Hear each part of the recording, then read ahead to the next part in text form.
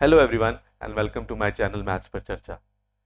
आज की वीडियो में हम एक इंपॉर्टेंट कॉन्सेप्ट जिस पे क्वेश्चन बहुत बार आए हैं कैट में भी और बाकी सारे जितने भी मैनेजमेंट एंट्रेंस टेस्ट होते हैं सब में आता है और वो होता है कॉन्सेप्ट ऑफ इंस्टॉलमेंट्स। ना इसमें ज्यादातर बहुत सारे स्टूडेंट्स को दिक्कत आती है, तो पहले हम इसका मतलब समझ लेते हैं। अगर हम मतलब समझ लेंगे तो इसको अप्लाई करना भी बहुत आसान हो जाएगा। जनरली इंस्टॉलमेंट के जो क्वेश्चन आते हैं वो कंपाउंड इंटरेस्ट से रिलेटेड होते हैं, बट मैं स्टार्टिंग में सिंपल इंटरेस्ट वाला केस ले रहा हूं, फिर मैं ग्रेजुअली उस कंपाउंड इंटरेस्ट वाला केस भी लूंगा। ठीक है, तो पहले आप सिंपल इंटरेस्ट के हिसाब से इसे समझो, उसके बाद फिर हम कंपाउंड पे भी इसको अप्लाई करेंगे। राइट, तो एक एग्जाम्पल लेते हैं। एग्जाम्पल यह है कि सपोज मैं कहता हूं कि 10,000 रुपए हमने इन्वेस्ट किए एट 10% पर एनम। ठीक है, 10% पर एनम।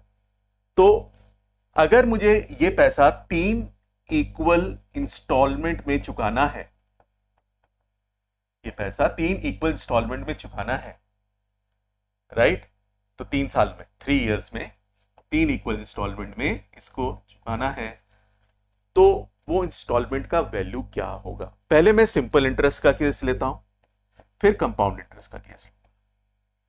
सिंपल इंटरेस्ट के केस में पहले तो आपको यह समझना है कि जब पैसा आपने 10,000 लगाया तो 3 साल में कितना परसेंट बढ़ जाएगा पैसा? 30%। ये मैं आपको बहुत बार प्रीवियस वीडियोस में सिखा चुका हूं। सो 30%, एक साल का 10%, तो 3 साल का 30%। 30% ऑफ 10,000, 30% ऑफ 10,000 कितना हो जाएगा? ये हो जाएगा 3,000। तो आपको जो अमाउंट बनता है 3 साल बाद, जो आपको पूरा पैसा लौटाना है, अगर आपने लोन लिया है तो पूरा पैसा जो लौटाना है वो होगा 13,000। 10,000 असल, 3,000 ब्याज, 10,000 प्रिंसिपल, 3,000 इंटरेस्ट। तो 13,000 आपका अमाउंट बन गया। 13,000 क्या बन गया? अमाउंट। 13,000 जो अमाउंट बन गया है वो आपको 13,000 नहीं देना है, ये समझो। आप अगर आप इंस्टॉलमेंट में पे कर रहे हो, 13,000 तब देना है जब आप 3 साल बाद पूरा पैसा एक साथ दो, इंटरेस्ट भी और आपका प्रिंसिपल भी।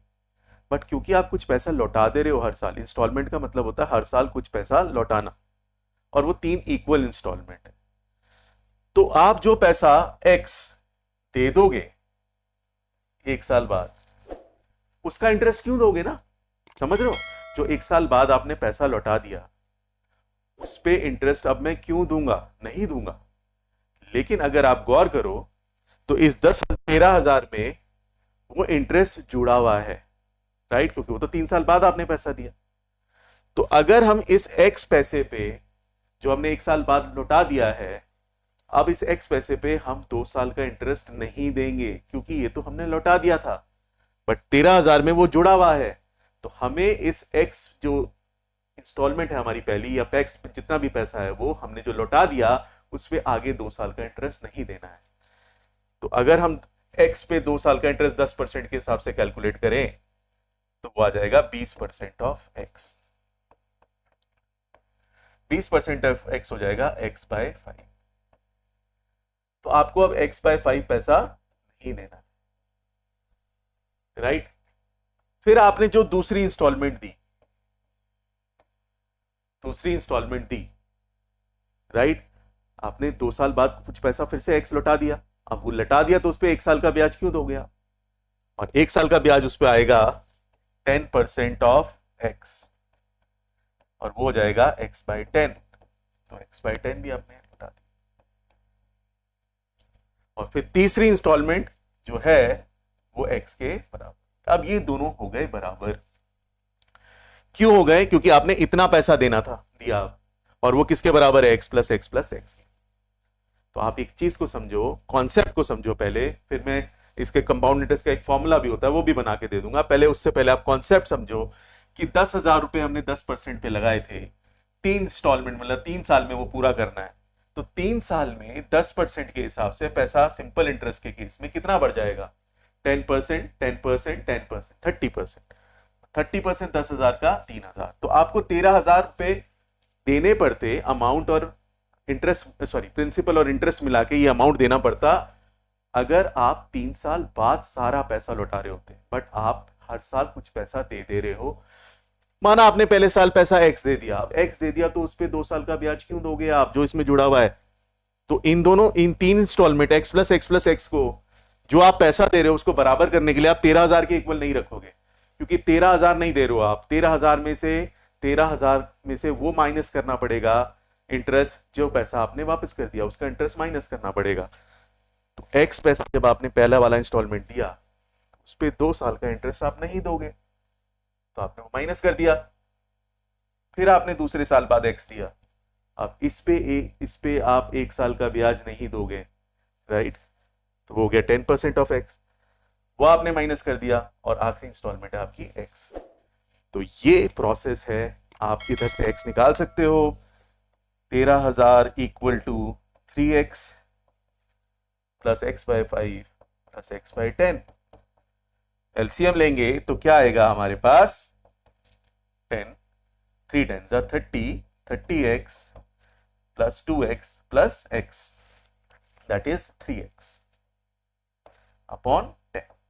तो यह आ गया आपका 33x इक्वल टू 13,000 के आगे एक और जीरो लग गया, ये 10 इधर चला गया, तो x आ गया आपका 13,000, 1,30,000 डिवाइडेड बाय 30। अब इसको आप सॉल्व कर लो, ये आपका वैल्यू, राइट? तो इसका ये मतलब है सिंपल इंटरेस्ट के केस में, राइट? नाउ कंपाउंड इंटरेस्ट के केस में ये थोड़ा और कॉम्प्लेक्स हो जाता है। क्यों हो जाता है? क्योंकि ये जो 2 साल का आप ब्याज कैलकुलेट करोगे, आप कंपाउंडेड करोगे, तो या तो आप क्या करोगे, राइट, कि ये जो 10% रेट है, 10% रेट जो आपने पहला इंस्टॉलमेंट दिया एक्स, अब उस पर आगे 2 साल का ब्याज नहीं देना पड़ेगा। 2 साल का ब्याज नहीं देना पड़ेगा तो आपको 10% के 2 सक्सेसिव चेंज निकालने पड़ेंगे, जो कि 21% होता है। तो यहां 20% के बजाय आपको 21% ऑफ एक्स नहीं देना है। बट ये थोड़ा कॉम्प्लिकेटेड प्रोसेस हो जाता है, कॉम्प्लिकेटेड प्रोसेस हो जाता है।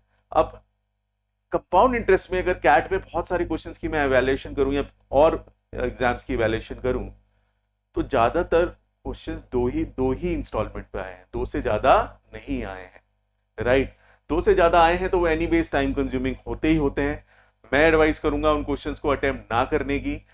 इसका मैं आपको एक फॉर्मूला बता देता हूं, क्योंकि वो बहुत, ये तो सिंपल इंटरेस्ट में बहुत, ये जो प्रोसेस बहुत सिंपल है, राइट? कंपाउंड में वही बहुत कॉम्प्लिकेटेड प्रोसेस हो जाता है। तो कॉम्प्लिकेटेड प्रोसेस के लिए अगर मैं इसी हिसाब से आपको ये समझाऊंगा तो वो आपको कॉन्सेप्ट तो चलो आप समझ में आ गया, लेकिन वो कंपाउंड के केस में again it will be a little tricky. So एक फॉर्मूला बना के दे रहा हूं कंपाउंड के केस में, जस्ट ट्राई एंड अंडरस्टैंड। तो फॉर्मूला क्या होगा? P इक्वल टू, जो प्रिंसिपल है, प्रिंसिपल इक्वल टू x, जो पहली इंस्टॉलमेंट है, जितना भी रेट परसेंट है, जितना भी रेट है 1 प्लस r बाय 100 करेंगे, और जितना भी टाइम पीरियड है n plus x upon 1 plus r by 100 to the power n minus 1 and so on x upon 1 plus r by 100 की पावर n। ये हो गया फॉर्म।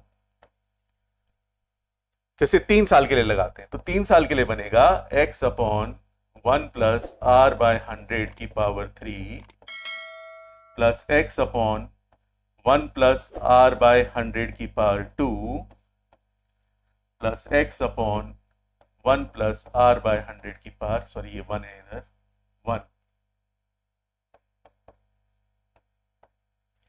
तो ये हो गया 3 साल के लिए, राइट? सो गाइज ये बहुत आसानी से आप ये फॉर्मूला लगा सकते हो, लेकिन फिर भी मैं इसमें अगर आप एंड तक जाओगे इसको करने तो इसमें कैलकुलेशन लगेगी ही लगेगी। बट हम अभी क्वेश्चंस देखते हैं जो कैट जैसे क्वेश्चन है, जहां पे हमें फॉर्मूले की कभी जरूरत नहीं पड़ेगी। एक क्वेश्चन वो भी इनकॉर्पोरेट किया है मैंने जिसमें इसकी जरूरत पड़ेगी, लेकिन फिर उसकी कैलकुलेशन बहुत ही ज्यादा है।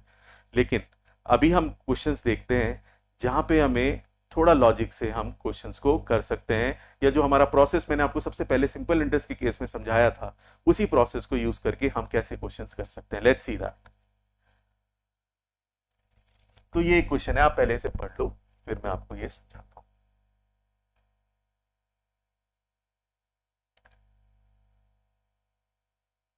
राइट, तो आपने ये पढ़ लिया होगा, ट्राई कर लिया होगा। अब इसमें beginning of the third year बोल रहे हैं, तो beginning of the third year मतलब एंड ऑफ 2 ईयर्स, तो 2 साल की बात हो रही है। तो देखो सिंपल प्रोसेस यूज करेंगे इसमें, हम बहुत ज्यादा कुछ भी प्रोसेस यूज नहीं करेंगे, सिंपल सा प्रोसेस यूज करेंगे कि 8,000 हमारा प्रिंसिपल था और इंटरेस्ट था 5%। तो 5% 8,000 का कितना होगा? 5% ऑफ, अब हमें पता है 10% होता है 800, तो 5% हो जाएगा उसका आधा, 400। तो 400 इंटरेस्ट आ गया, तो अमाउंट हमारा 1 साल बाद हो गया 8,400। अब 8,400 में से उसने 1,400 रीपे कर दिया, तो आपका 7,000 बढ़ गया। ठीक है, अब 7,000 से हम शुरू करते हैं। 7,000 का फिर से 5% निकालेंगे। क्यों निकालेंगे? क्योंकि इंटरेस्ट रेट तो वही है, लेकिन अब 7,000 का, 8,000 का नहीं है, क्योंकि वो रिड्यूसिंग बैलेंस पे, देखो मैंने कहा रिड्यूसिंग बैलेंस पे करना है। तो 7,000 का जो 10% 700 होता है, तो 5% हो जाएगा 350। तो 350 अगर मैं ऐड करता हूं, ये हो जाएगा 7350। 7350 में से फिर मैंने से 1,400 माइनस कर दिया। 1,400 माइनस करते ही ये आपके पास बन जाएगा 5950। तो ये Z का क्वेश्चन है, राइट। इसका आंसर ये है, बहुत आसानी से हम ये कर सकते। तो इसका कोई ऐसे कोई बड़ी बात नहीं है, अगर हम सिंपल मेथड से भी जाएं तो ये क्वेश्चंस किए जा सकते हैं। आई होप कि आपको समझ आया होगा।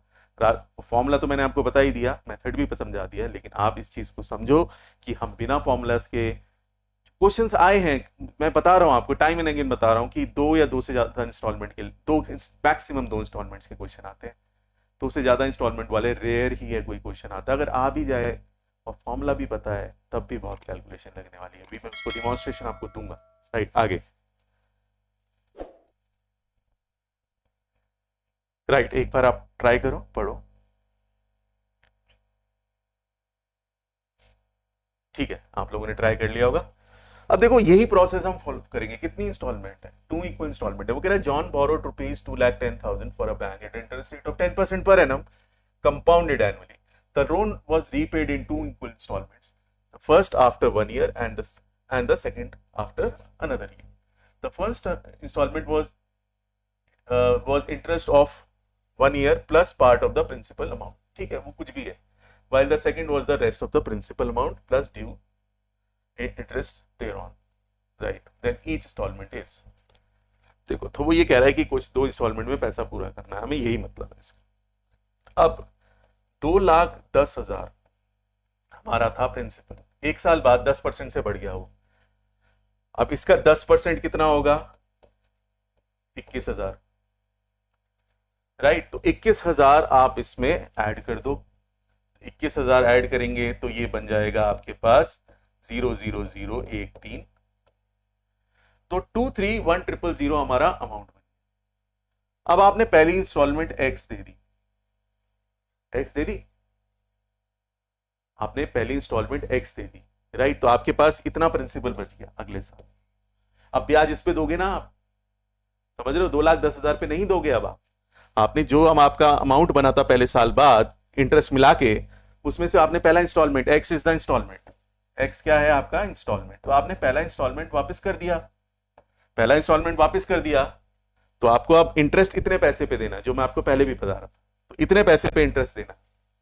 अब इतना इंटरेस्ट पे पैसे देना है, तो इसका 10% इसमें ऐड कर दो। 10% ऐड करने का मतलब ये भी कि मल्टीप्लाइंग फैक्टर यूज कर लो, जो मैंने बताया, इंटू 1.1 कर। क्या हो गया? इंटू 1.1।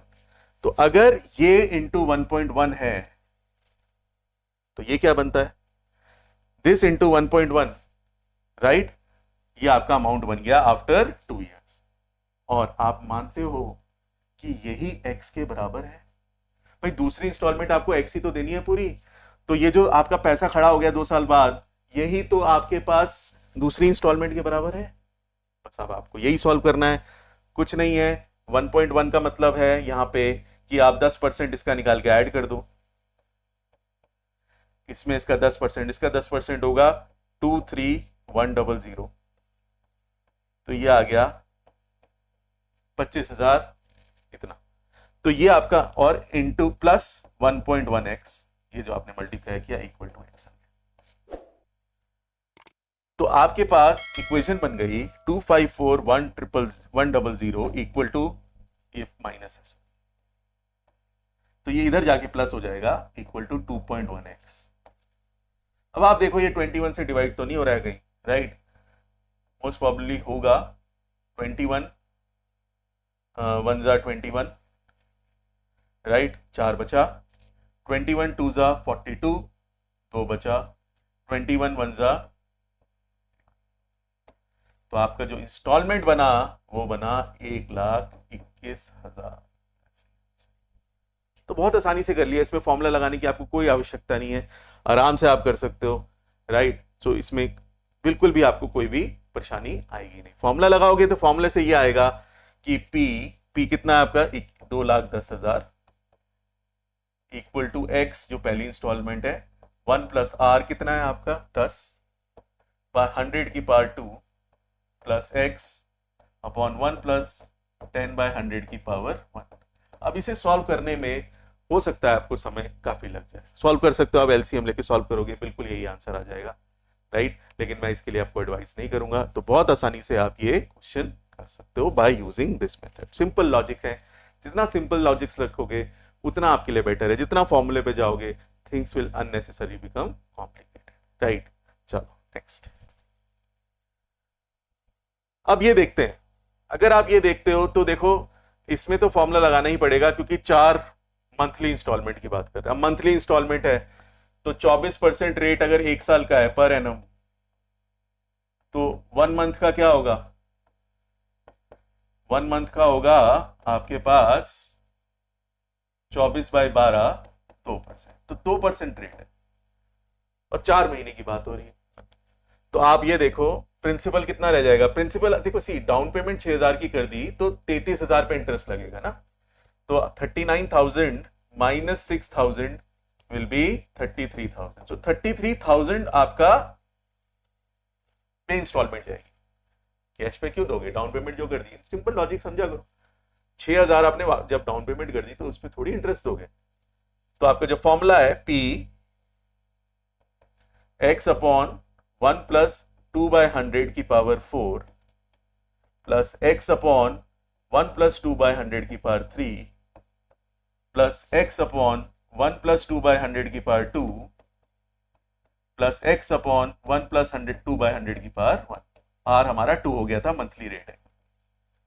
आप इसको सॉल्व करोगे ना, देखो कितनी ज्यादा आपको मेहनत करनी पड़ेगी। सॉल्व करना भी आसान नहीं है, अभी आसान नहीं हुआ है ये सॉल्व करना। तो हो जाएगा x plus x into 1 plus 2/100, right? या वैल्यूज निकालो, वैल्यूज निकाल के करोगे, बहुत लंबा प्रोसेस है गाइस, ठीक है? आप खुद ही देख रहे हो, समझ रहे हो ना? तो इस क्वेश्चन को मैं रहने ही दूंगा। कैट जैसे पेपर में इतना समय नहीं होता मेरे पास, आप समझो इस बात को, इतना समय कहां से आएगा हमारे पास, राइट? और इसका एलसीएम हो जाएगा 1 प्लस 2/100 की पावर 4। देखने में अजीब लग रहा है यार, क्यों करूंगा ना मैं ये, ठीक है? सो इस क्वेश्चन को ना ही करें तो अच्छा है, राइट? ऑल्दो ये सॉल्व हो जाएगा, कैलकुलेटर वगैरह आप यूज करोगे आराम से, अभी आगे सॉल्व हो जाएगा, लेकिन समय बहुत व्यर्थ होगा और समय बहुत ही मूल्यवान है, ये मैं आपको बता चुका हूं। सो गाइस ये हमने देख लिया, आप समझो इस चीज को कैसे करना है, तो हम इसको क्वेश्चन को छोड़ सकते हैं, राइट? तो ऐसे ही क्वेश्चंस मैं और आपके लिए लाऊंगा नेक्स्ट क्लास में। Till then have a nice day.